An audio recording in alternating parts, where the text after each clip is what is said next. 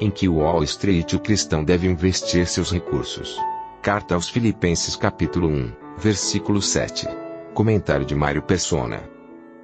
A palavra participantes aqui no versículo 7, ela é interessante nesse sentido de investimento, de banco, de lucro, de ganho, que fala lá em Lucas, na parábola dos talentos, né? Não deixar a coisa parada. Existem basicamente 3 tipos de investidores em ações. Existe o investidor que investe em ações podres, porque ele é ignorante do mercado de ações e de repente ele vai atrás assim de qualquer boato e acaba perdendo todo o dinheiro que tem porque ele investe em ações podres. Esse investidor é aquele que fala nos evangelhos dos tesouros na terra. Não junteis para vós tesouros na terra, onde a traça corrói, a ferrugem corrói, mas nos céus. Tesouros nos céus.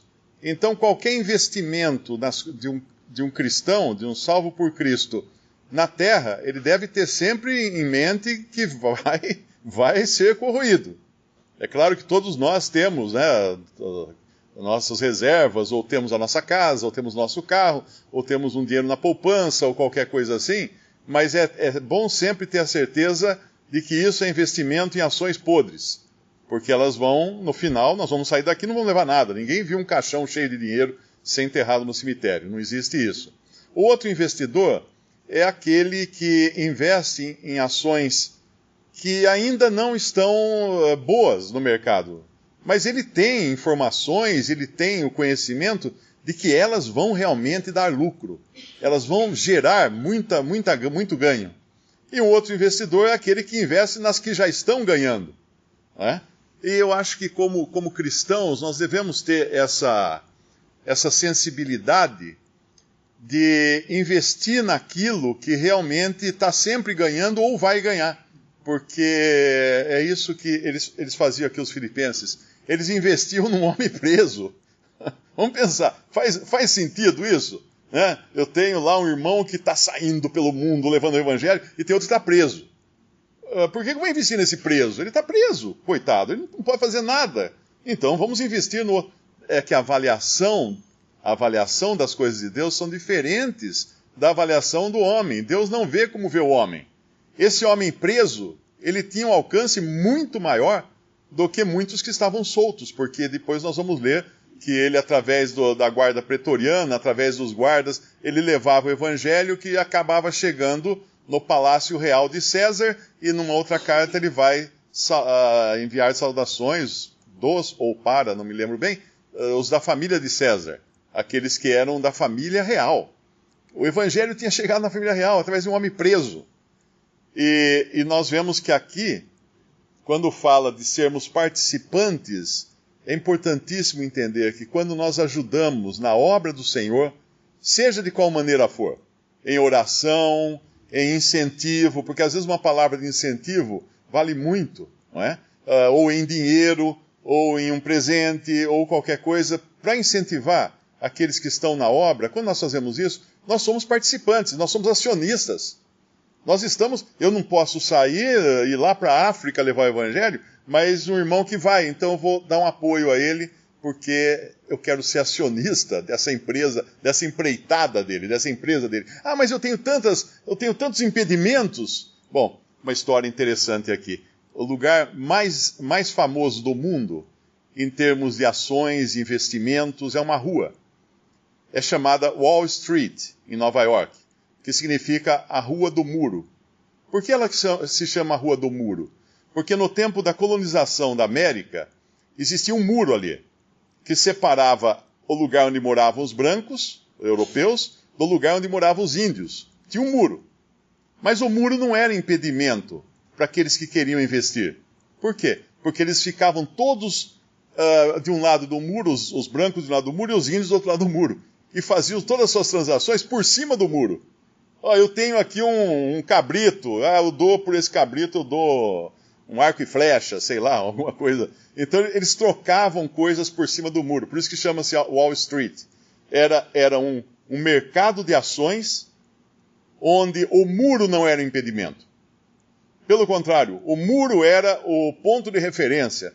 Então, quando eu tenho um muro na minha vida que me impede de ajudar na obra do Senhor, não, mas eu tenho um muro, eu não tenho dinheiro, então ore.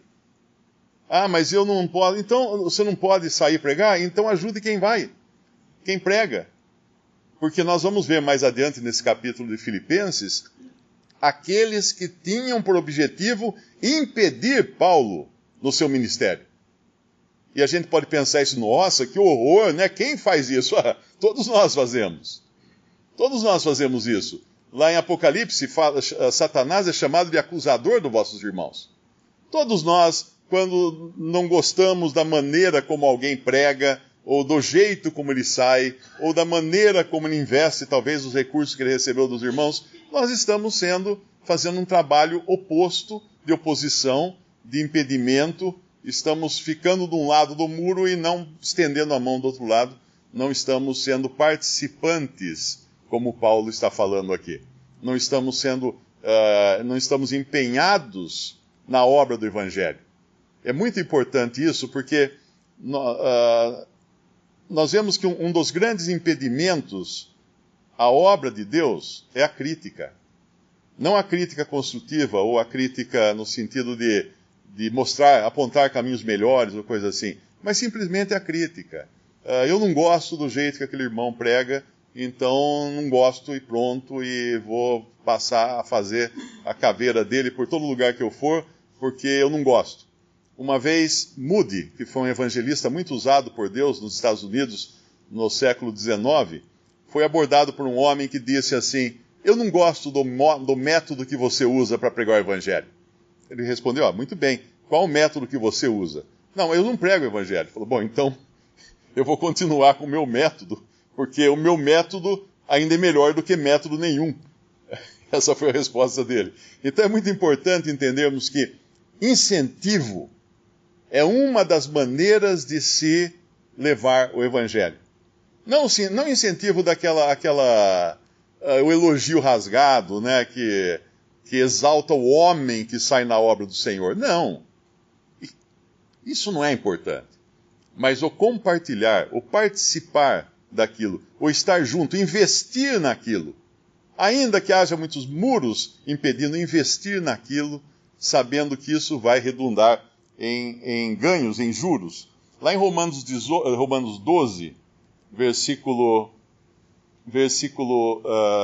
6, fala que, de modo que, tendo diferentes dons, segundo a graça que nos é dada, se é profecia, seja ela segundo a medida da fé, se é ministério, seja em ministrar, se é ensinar, haja dedicação ao ensino, ou o que exorta, use esse dom para exortar, o que reparte, faça-o com liberalidade. Então tem alguns que têm são incentivados pelo Espírito, são empoderados pelo Espírito Santo para repartir. Para repartir. É uma das funções no corpo de Cristo, que é a de participar, repartir, ser participante daquilo que outros que estão na obra, não é? Estão fazendo. E outra passagem apenas, 2 Coríntios 9, versículo 8. E Deus é poderoso para tornar abundante em vós toda a graça, a fim de que, tendo sempre em tudo toda a suficiência, superabundeis em toda boa obra. Conforme está escrito, espalhou, deu aos pobres, a sua justiça permanece para sempre. Ora, aquele que dá a semente ao que semeia, e pão para comer, também multiplicará a vossa sementeira e aumentará os frutos da vossa justiça. Algumas religiões usam muito esse versículo aqui, prometendo que se você contribuir para a igreja, para aquela denominação, Deus vai aumentar a sua sementeira, vai deixar você rico. Mas não é isso que está falando aqui. Está falando que aquele que dá a semente ao que semeia o pão, e pão para comer, também multiplicará a vossa sementeira e vai aumentar o quê? A sua conta no banco, seus carros na garagem? Não. Aumentará os frutos da vossa justiça.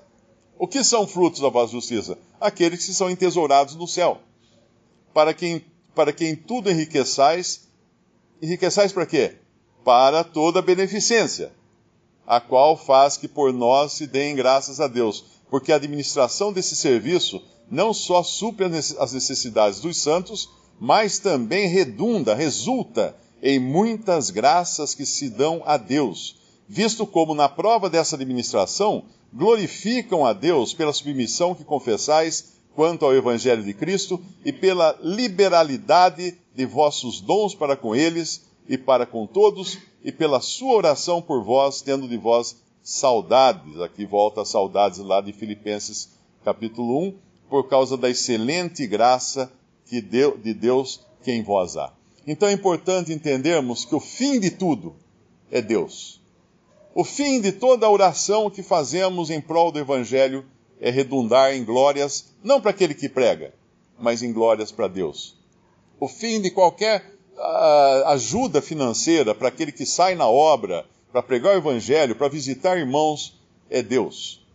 Sempre pensarmos nisso, que o que nós fazemos por alguém ou por algum trabalho de alguém, nós fazemos isso para Deus. E o Senhor Jesus, quando ele vier para reinar, depois do arrebatamento da igreja, lá em Mateus 25, quando ele juntar as nações, ele vai separar os bodes das ovelhas. E qual vai ser o critério das ovelhas, que são ali os gentios que ajudarão os pequeninos irmãos do Senhor, que são os salvos durante o período de grande tribulação? Qual será o critério? São aqueles que acolheram os pequeninos irmãos do Senhor, os discípulos do Senhor, são aqueles que deram de comer a eles, que deram de beber a eles, que fizeram coisas que ali poderiam ser consideradas mínimas, coisas que estão banais, mas que de alguma maneira isso redundou em glória para Deus. Visite Respondi.com.br. Visite também 3minutos.net.